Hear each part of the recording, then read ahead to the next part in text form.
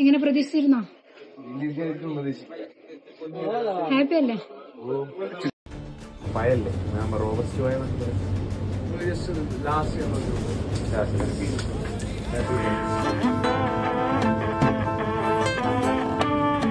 സ്മൈലേ പതഞ്ഞതു വരൂതേ, dreamy തിടുക്കം കാട്ടരുതേ. ഇതെവിടെ നയിക്കും?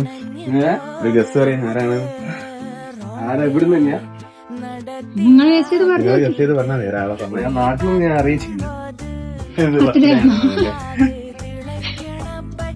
ആർക്കെങ്കിലും ഓർമ്മയുള്ള ആരെങ്കിലും ഉണ്ടോ? ഓർമ്മകളെന്നാ കൊടുക്കാറാ ആൾക്കാരല്ലാതെ ഹിബ ഏതാ? ഹിബ